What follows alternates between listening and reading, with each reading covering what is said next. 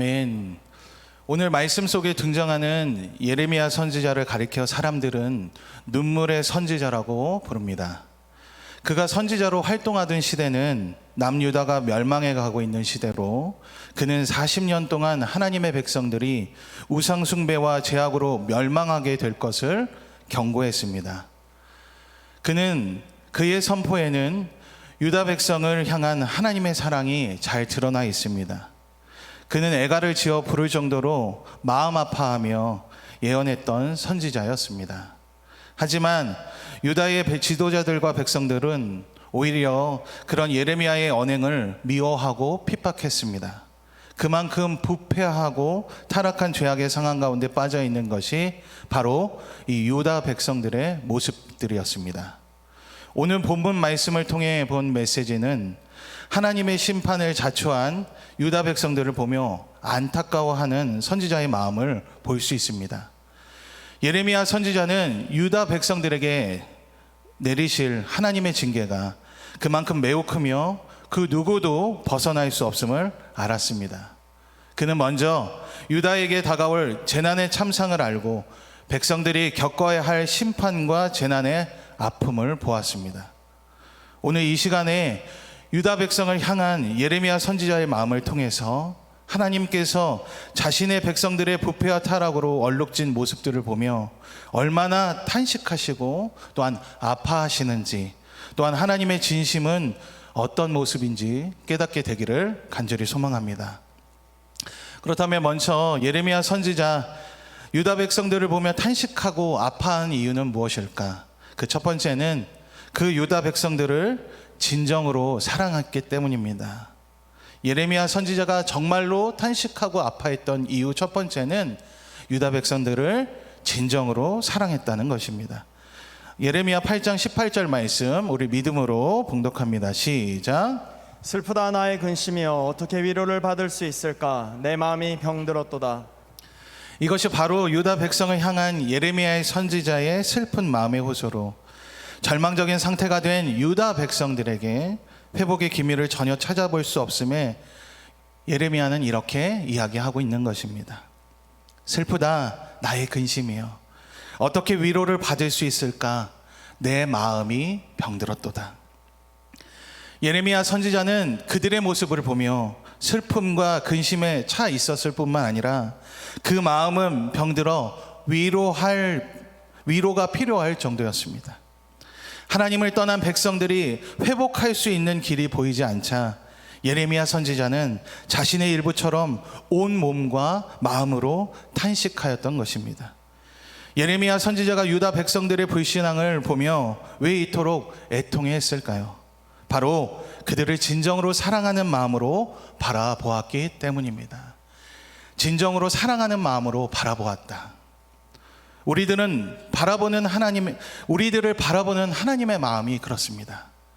하나님의 시선은 잘하는 것에만 국한되어 있지 않습니다. 비록 연약하고 부족할지라도 오히려 어느 순간 정말로 하나님을 원망하며 그 죄악 가운데 거한다 할지라도 하나님께서는 그 마음을 돌이키고자 먼저 긍휼의 마음으로 사랑의 마음으로 아파하고 탄식하는 분이 바로 하나님 아버지 되십니다. 그 마음을 닮아 그 마음으로 살아가는 자가 바로 이 예레미야 선지자였던 것입니다. 우리도 때때로 가까운 이웃의 절망적인 현실을 보며 안타까워하며 탄식하는 경우를 바라보게 됩니다. 하지만 거기까지만 멈추는 경우가 있습니다.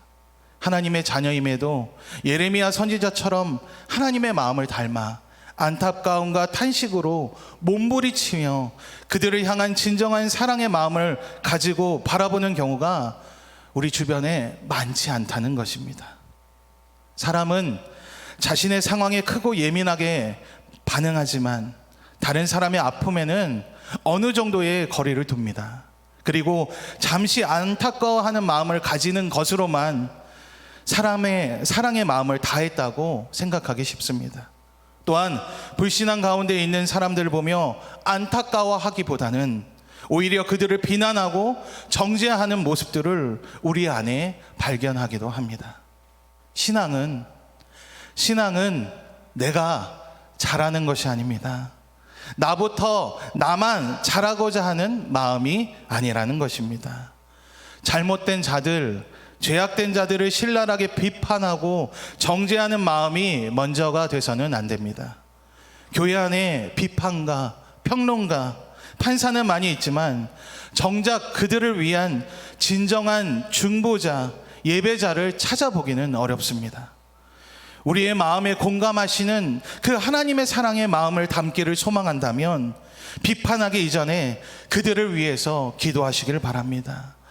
긍휼히 여기는 마음을 구하는 것이 먼저입니다. 우리가 그 마음을 구할 때 하나님께서는 우리에게 우리의 힘으로 할 수 없는 그 사랑의 마음을 부어주신다는 것입니다. 사랑하는 성도 여러분, 오늘 무엇을 놓고 기도하기를 원하십니까? 다른 부분 다 내려놓고 먼저 내 이웃을 위해 하나님의 사랑을 담고자 하는 마음으로 기도해 주시길 바랍니다. 담임 목사님께서도 강단에 선포하셨던 것처럼 5분, 단 5분, 그 5분이 생명을 살릴 수 있는 기도가 되어지는 것입니다. 사랑하는 성도 여러분, 그것이 우리의 사명인 줄 믿습니다. 그것이 우리 교회가 나아가야 할 하나님의 뜻인 줄 믿습니다. 사랑하는 마음으로 오늘도 그 사랑하는 마음을 품고 내 이웃을 진정한 사랑으로 섬기는 부족함 없는 우리의 모습들이 되기를 간절히 소망합니다. 하나님은 지금 이 순간도 나와 우리 가정, 우리 교회와 이 세상을 사랑하여 주십니다. 하나님의 본심은 그렇기에 사랑이십니다. 그 사랑에 반응하여 오늘도 믿음으로 살아가고 살아내는 우리의 모습이 될 줄 간절히 기도합니다. 예레미야 선지자가 그 유다 백성들을 보며 탄식으로 아파하는 이유는 무엇 때문일까? 그 두 번째는 바로 그들에게는 회개와 구원의 기회가 없기 때문입니다.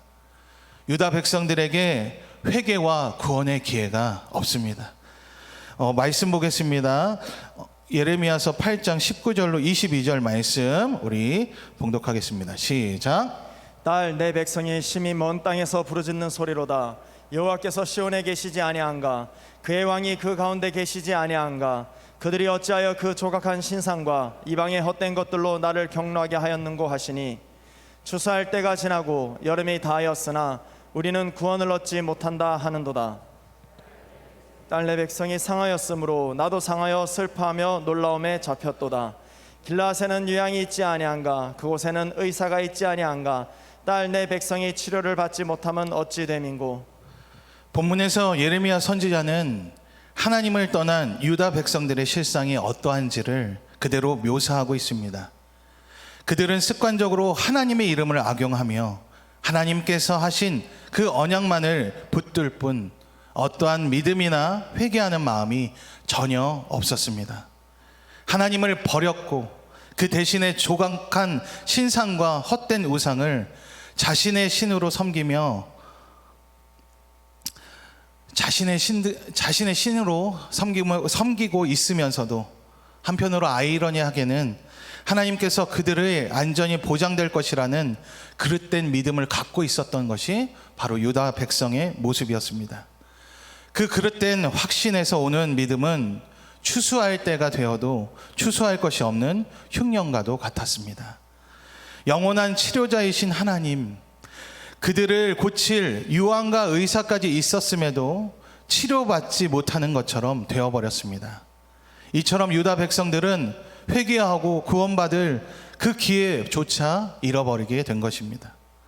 하나님께서는 이런 유다 백성들의 우상을 섬기며 이방의 헛된 것들로 행해지는 그들의 죄악들을 예레미야 선지자의 탄식을 통해 보여주고 있는 것입니다. 사랑하는 성도 여러분께 묻습니다. 우리의 유일한 피난처가 누구이십니까? 우리의 상처를 치유하여 주시고 유일하게 우리를 회복으로 치유로 이끌 분은 누구이십니까? 우리에게 다른 방법은 없습니다.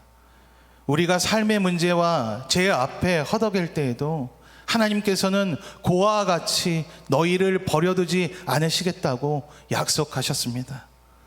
회개와 구원의 기회를 잃어버림으로 하나님께 탄식하는 유다 백성과 같은 모습이 우리에게 있어서는 안 될 것입니다.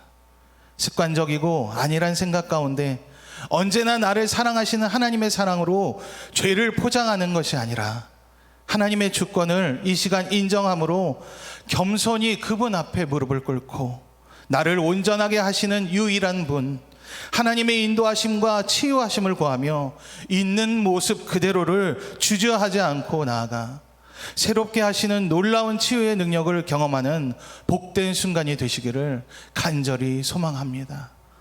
포장하지 않고 있는 그대로의 모습을 하나님께 보이는 우리의 모습이 되기를 간절히 소망합니다. 왜냐하면 주님께서만 하실 수 있기 때문입니다. 우리의 모든 문제의 답은 오직 주님이십니다. 주님과 함께하는 것이야말로 분명 우리의 삶이요 목적이 되어야겠습니다.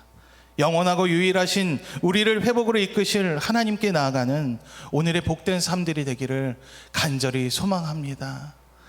있는 그대로의 모습을 보이며 하나님 부족합니다. 하나님 오늘도 연약함 가운데 나아갑니다.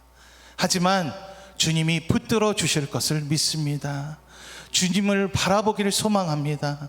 주님을 놓지 않기를 간절히 원하오니 오늘도 이 부족함 속에 주님을 발견하게 하여 주시옵소서.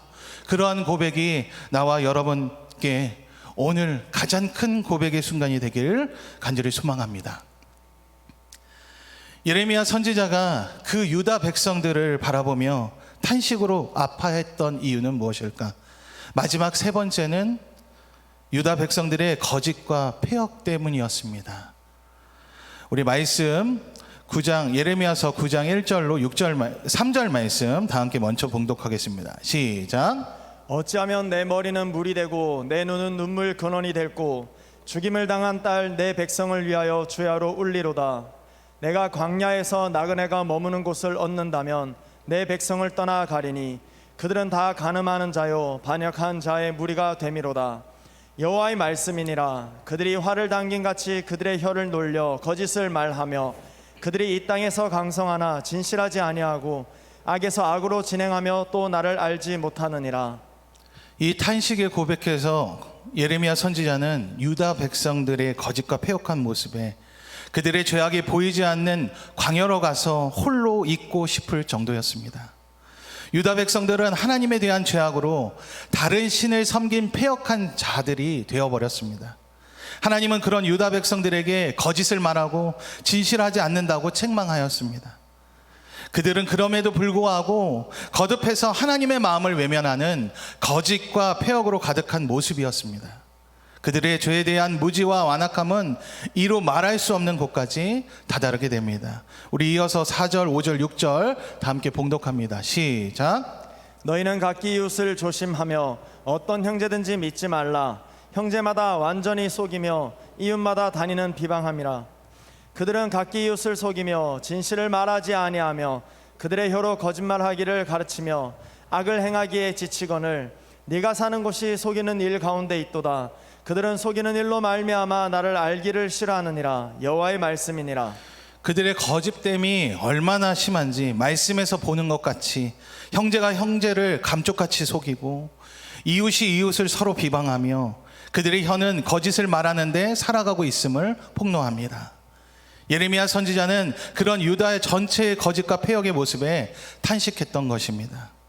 바로 그 모습은 하나님께서 그들 가운데 아무도 진실을 말하는 자 없고 또 아무도 나를 말하려고 하지 않는다고 탄식하는 마음이었습니다. 결국 그들의 죄악으로 심판을 받을 수밖에 없는 상황에 치닫게 됩니다. 우리가 말씀을 통해 기억해야 될 한 가지는 이 유다 백성들처럼 거짓이 삶을 지배하면 하나님을 떠나게 된다는 것입니다. 유다 백성에게 임할 심판과 재난은 자신들은 물론이고 예레미야 선지자와 하나님마저 탄식하게 했습니다. 우상과 이방의 헛된 것들을 섬긴 백성은 정직하고 온전할 수 없습니다. 오히려 서로가 서로를 이용하고 속이며 비방하는 그들의 폐역된 모습들은 하나님을 의식하지 않는 죄악된 모습으로 변질되어 버렸던 것입니다. 결국 하나님을 떠난 인생은 탄식과 거짓의 노예가 되고 맙니다. 하나님께 돌아오지 못하고 오히려 돌아가는 것을 스스로 거부하고 죽기를 자처합니다. 이것이 하나님을 떠난 병든 사람들의 모습입니다. 이에 예레미야 선지자는 이 상처를 치유할 수 있는 유일한 분이 오직 하나님 한 분임을 깨닫고 눈물로 간구하고 있는 것입니다. 이 예레미야 선지자를 통해 하나님께서는 자신의 백성들이 죄악 가운데 허덕일 때 얼마나 고통하시며 애통하시는지를 보여주고 계십니다.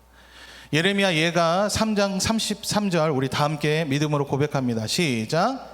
주께서 인생으로 고생하게 하시며 근심하게 하심은 본심이 아니시로다. 주께서 인생으로 고생하게 하시며 근심하게 하심은 본심이 아니시로다. 하나님의 본심, 하나님의 본심은 하나님의 징계와 심판의 목적이 아니라는 것입니다. 하나님의 본심, 그 진심은 하나님을 바로 알게 하게 위함이라는 것을 잊지 않으시기를 소망합니다. 본문은 하나님의 백성들이 하나님을 알기를 싫어하고 우상을 섬기며 따라갈 때 그 결과는 아름다움과 축복된 삶이 보장되는 것이 아니라 징계와 심판이 기다리고 있음을 선포하고 있는 것입니다. 성도가 살아가는 동안 가장 크게 가치를 둬야 할 것은 바로 하나님의 그 본심, 그 마음을 알아가는 것에 있습니다. 그 마음을 알고 그 마음을 닮아가는 것에 있습니다. 결국 그 마음으로 하나님을 기쁘시게 하는 삶에 그 초점이 있는 것입니다. 하나님의 마음을 알지 못한다면 우리의 삶 또한 우리의 삶은 하나님의 자녀이면서도 하나님의 길을 가지 못해 헤매이는 자들이 될 수 있습니다. 그렇게 오늘 이 새벽은 하나님의 마음을 아는 가장 중요한 기회가 될 수 있습니다. 올바른 신앙은 방법이 아닌 마음에서 옵니다. 나의 문제의 해결, 내가 잘 살아가는 것이 목적이 돼서는 안 된다는 것입니다. 그 방법들을 찾는 것이 우선이 되어진다면 우리는 오늘도 하나님을 헤매며 찾아가는 사람들이 될 것입니다. 하나님의 자녀로서 우리의 가장 우선은 바로 하나님의 마음을 알기를 원하는 것에 있습니다. 내가 살아가는 삶의 순간순간 속에 하나님께서 어떠한 마음으로 나를 인도하시며 살아가길 원하시는지 그 답을 묻고 그 깨달음으로 하루를 살아가는 것이 그것이 하나님의 뜻을 이루어가는 바른 신앙인의 모습이라고 말할 수 있겠습니다. 오늘 예레미야 선지자의 모습을 통해 하나님께서 우리를 얼마나 사랑하시고 유일하게 우리가 가지고 있는 문제들을 회복할 수 있으며 자신의 자녀들이 죄악 중에서도 하나님의 마음을 알기 원하시고 다시 회복으로 이끌어 가신다는 것을 잊지 말아야겠습니다. 사랑하는 성도 여러분, 오늘 이 새벽, 다시 오지 않을 이 새벽, 그런 하나님만을 의지하며 나아가기를 간절히 소망합니다. 방법을 찾는 것이 아니라 마음으로 하나님을 알아가는 우리의 모습들이 되기를 소망합니다.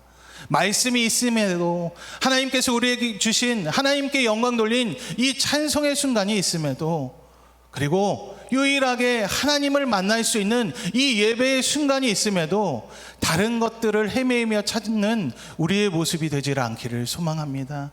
있는 모습 그대로 오늘 죄악 중일지라도 또한 내가 가진 이 고난 속에서 헤매고 있을지라도 있는 모습 이 그대로 하나님께 보이며 주님 연약함으로 나아갑니다. 주님 부족함으로 나아갑니다. 하지만 주님만을 바라보고 나아가니 주님 나의 인생을 책임져 주시옵소서. 주님만이 인도하실 줄 믿사오니 나의 이 캄캄한 인생길 주님께서 인도하여 주시옵소서. 그런 고백이 먼저 우리의 고백이 되기를 원합니다. 이 새벽의 고백으로 하나님께 드릴 때 무수히 많은 응답을 구하면서도 헤매이는 여러 세상의 사람들의 모습과 같이 살아가는 것이 아니라 오늘 하나님의 말씀으로 이 단 한 번의 말씀으로 하나님의 응답받고 돌아갈 수 있는 우리의 모습이 되기를 간절히 소망합니다. 주님께서만 답입니다. 주님만이 우리의 응답되어 주십니다. 다 함께 기도하시겠습니다.